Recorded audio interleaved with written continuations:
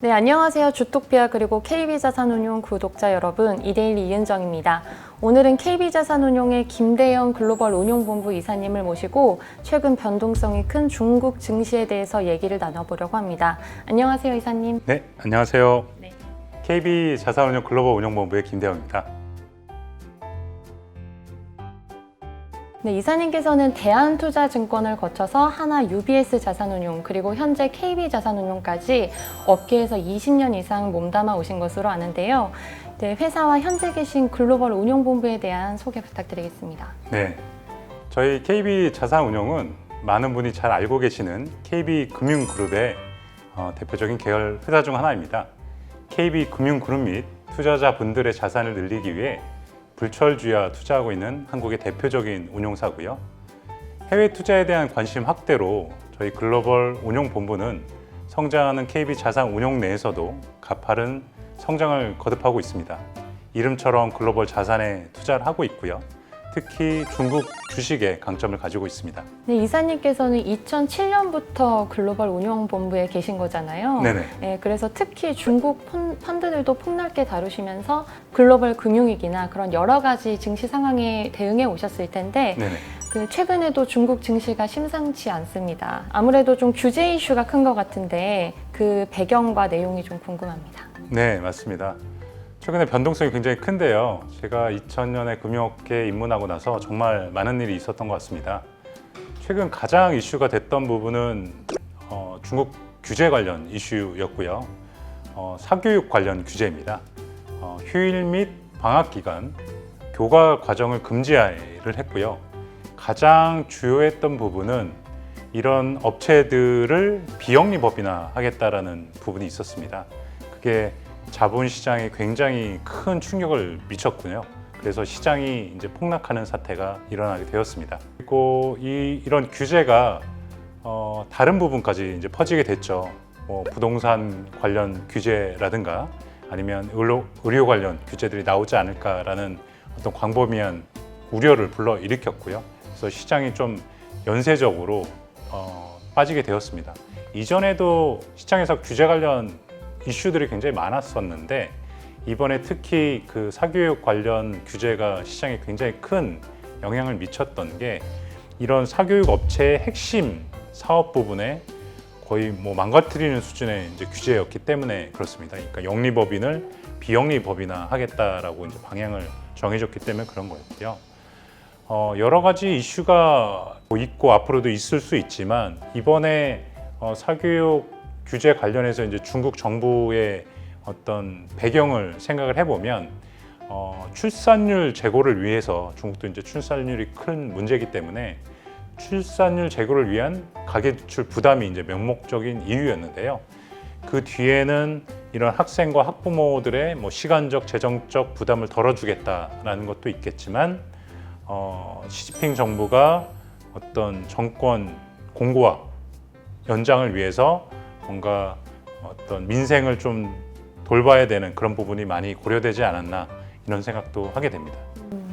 결국 규제 여파를 좀 주목할 수밖에 없을 것 같은데요. 네, 최근에 그 손정희 소프트뱅크 회장도 이 규제 리스크가 명확해질 때까지 중국 투자를 당분간 보류하겠다. 이렇게 선언하기도 했잖아요. 네. 그래서 이번 중국의 규제 화살이 구체적으로 어떤 업종 그리고 기업으로 향하게 될까요? 네, 시장에서 생각하는 걸로는 중국 정부가 굉장히 이제 다방면에 걸쳐서 이제 규제를 하고 있는데 특히 이제 민생 그리고 정부의 통제력 강화 그리고 안보 등 일정 방향성이 있다라고 생각이 됩니다. 그래서 이와 관련된 섹터들이 좀 영향을 받을 수 있다라고 생각이 되고요. 민생 관련해서는 일단 교육비라든가 주거비라든가 의료비 이런 부분을 낮출 수 있다라는 우려가 있고 따라서 이와 관련된 부동산 또는 의료와 관련된 헬스케어 기업들이 영향을 좀 받을 수 있을 것 같고요. 정부의 통제력을 강화하고 미중 분쟁 와중에 어떤 그 정보 보안 이런 이슈들을 좀 강화하는 이슈로는 플랫폼 기업들에 대한 좀 규제들이 있을 수 있을 것 같아요. 그래서 작년에도 알리바바 계열사의 이제 엔드파이낸셜이 상장 연기가 됐는데요. 올해도 디디 추싱이라는 중국의 우버 같은 회사가 미국에 상장되고 나서 중국 정부가 조사를 들어가면서 굉장히 타격을 받았거든요. 그래서 민생 안보, 그다음에 데이터 확보, 정부 통제를 강화 측면의 규제들은 계속해서 좀 여러 산업으로 좀 확대가 될 수가 있을 것 같습니다. 네, 그럼 반면에 중국 정부가 좀 자국 산업을 육성시키기 위해서 네네. 지원을 더 강화하는 정책들도 있습니다. 네. 그래서 미국과의 기술 패권 경쟁이나 이런 여러 가지 요인이 있을 것 같은데요. 여기서도 좀 수혜를 받게 될 업종이나 기업들에 대한 팁을 주실 수 있을까요? 네네. 사실 그 미중 무역 분쟁을 그 원인을 생각을 해보면 처음에는 무역 분쟁으로 시작이 됐지만 사실은 미국과 중국의 헤게모니 싸움이라고 볼 수 있을 것 같아요. 그래서 세계 패권 국가가 누가 될 것인가에 대한 싸움이고요. 중국은 이런 분쟁 속에서 더 성장하고 살아남기 위해서 여러 가지 정책과 산업을 지원을 할 것입니다. 그런 산업이 뭐가 있을까를 생각을 해보면 중국 같은 경우에는 이제 내수를 굉장히 부양하려고 하고 있고요. 그리고 첨단 기술 쪽을 굉장히 키우려고 하고 있거든요. 그래서 그런 부분들이 수혜 업종이 될 것 같고요. 이 미중 분쟁의 배경을 잠깐만 더 들여다보면 결국에는 중국 기업의 양적, 질적 성장이 있는 거거든요. 그래서 그 부분이 앞으로도 중국 정부가 정책적으로 좀 지원할 분야이고요.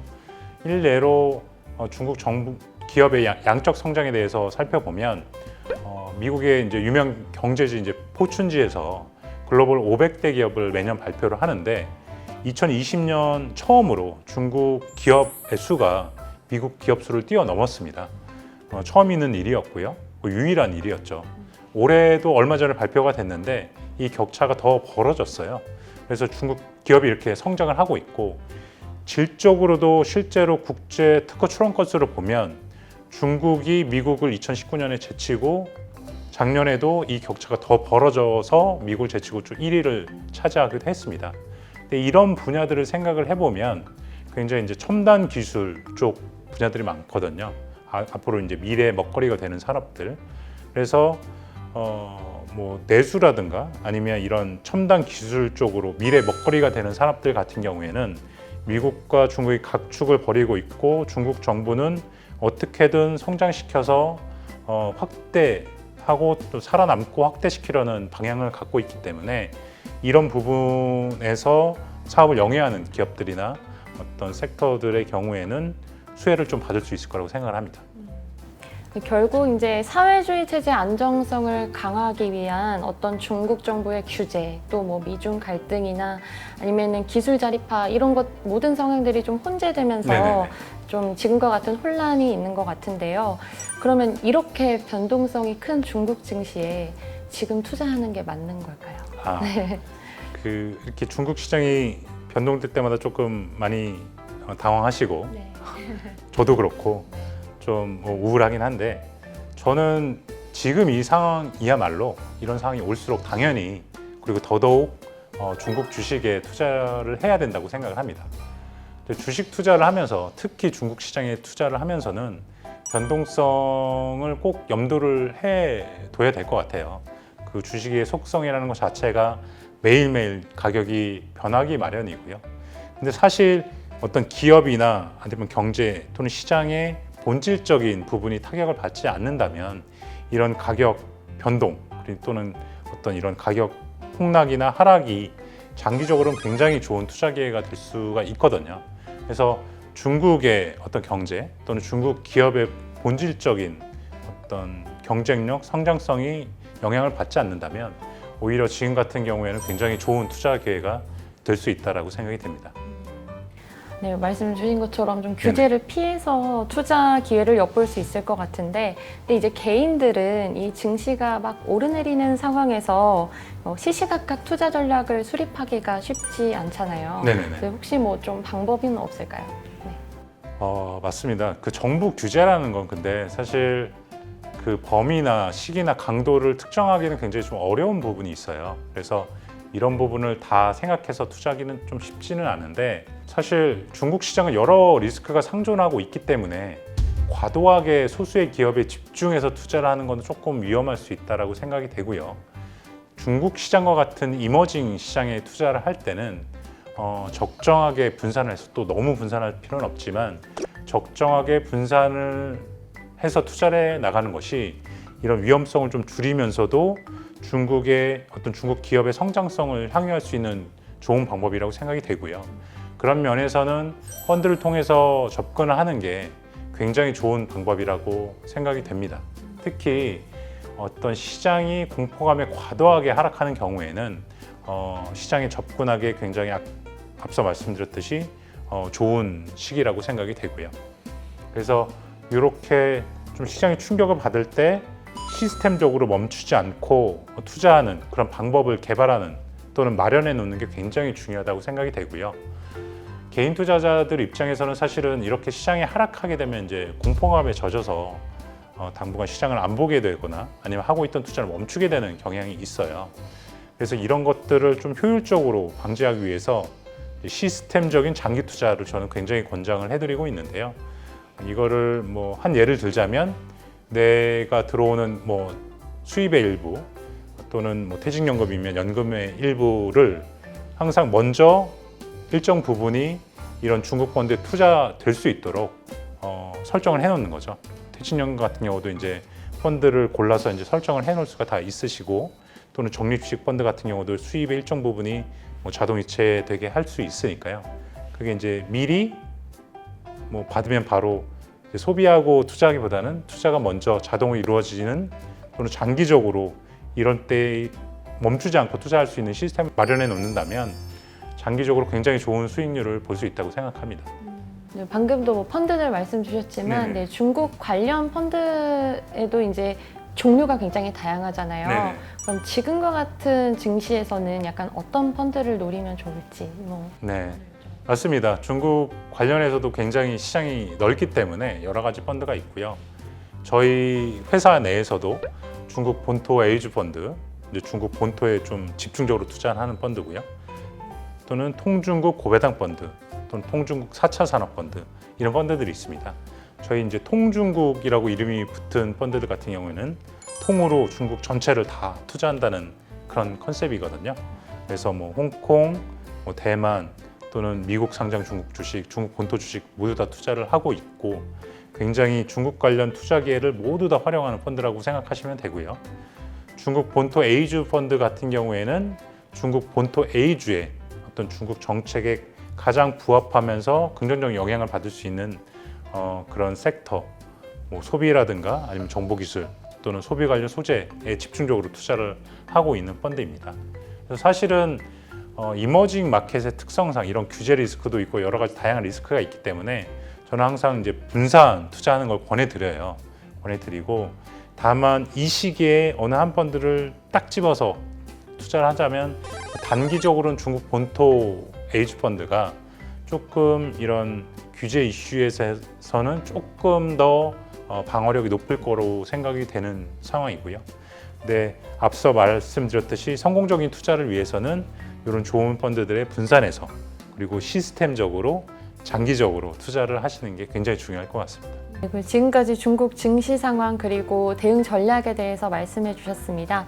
네, 중국 정부의 규제 움직임은 단기에 끝나지는 않을 것 같아요. 네, 그래서 마지막으로 국내 투자자들에게 좀 조언을 부탁드리겠습니다. 네. 말씀하신 대로 이제 규제 리스크가 해소되기까지는 사실 얼마만큼의 기간이 소요될지는 정확히 알 수는 없어요. 근데 제 생각에는 이 규제의 어떤 배경에는 어떤 시진핑 정부의 정권 공고화의 원인도 있기 때문에 시진핑 정부가 내년에 정권을 연임하기 전까지는 계속해서 조금씩 나올 수는 있을 수 있는데 이런 세부적인 규제들이 어떻게 이제 벌금을 얼만큼 내리겠다 또는 어떤 식으로 규제하겠다라고 나오면 이런 규제 리스크들은 점진적으로 해소가 될 수 있다라고 생각이 돼요. 그래서 이렇게 규제 리스크 때문에 시장이 하락한다면 앞서도 말씀드렸듯이 오히려 장기적으로 굉장히 좋은 투자 기회가 될 수 있다라고 생각이 돼요. 저희가 굉장히 잘 알고 있는 투자의 대가가 있죠.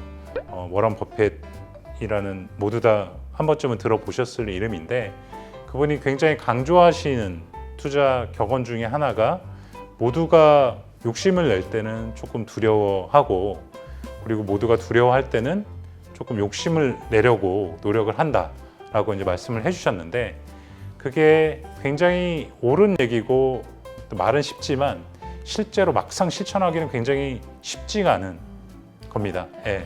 근데 그렇게 투자 대가가 얘기했다는 거는 그렇게 실천을 만약에 한다면 굉장히 좋은 수익률을 볼 확률이 굉장히 높아진다는 말씀이겠죠. 그래서 굉장히 중국 관련해서는 마찰적 요소들이 많을 거예요. 마찰적 요소라 함은 실제로 완전 망가뜨리지는 않으면서도 시장의 변동성을 또는 하락을 일으키는 요인이라고 볼 수가 있는데요. 뭐 이런 규제가 발표될 수도 있고, 미중 분쟁이 격화돼서 뭔가 블랙리스트에 중국 기업이 또 올라갈 수가 있고, 또는 뭐 코로나가 조금 더 뭔가 심해질 수도 있고 변이가 생겨서, 또는 글로벌 유동성이 뭐 축소될 수도 있어요. 이런 얘기들이 나올 때마다 시장이 충격을 받을 텐데, 제가 생각하기에는 여태까지 제가 꾸준하게 지금 20년 가까이의 금융시장에 있으면서 지켜본 중국은 이런 것들을 그때그때 변동성은 있을지언정 극복하고 성장을 해 오더라는 것이죠. 저는 앞으로도 단기적인 변동성은 있지만 장기적인 어떤 중국의 경쟁력은 유지가 될 거라고 생각이 되거든요. 그래서 말씀드린 그런 시스템적인 분산 투자, 저도 퇴직연금의 상당 부분을 중국 본드에 분배를 해서 투자를 해 왔고요. 그래서 좋은 수익을 얻고 있습니다. 그리고 제 주변 분들에게는 항상 이런 말씀을 드리고, 실제로 저희 사내에서도 많은 분들이 저희 중국 본드를 사랑해 주셔서 좋은 수익을 얻었다 덕분에 라고 말씀해 주실 때마다 굉장히 보람을 느껴요. 근데 저는 더욱더 많은 분들이 그런 투자 기회를 활용을 해주시면 좋겠고요. 그래서 수입이 생기면 바로 일정 부분이 중국 본드에 끊이지 않고 투자될 수 있도록, 특히 크게 충격을 받을수록 더 투자될 수 있도록 분배를 하시기를 추천을 많이 드리고 있습니다. 그래서 장기적으로 좋은 수익률을 얻으실 수 있기를 정말 진심으로 기원합니다. 네, 진심 어린 말씀 잘 들었습니다. 네, 오늘 중국 증시 그리고 펀드에 대한 말씀 너무 감사드려요. 지금까지 KB자산운용 글로벌 운용본부의 김대영 이사님이셨습니다. 감사합니다.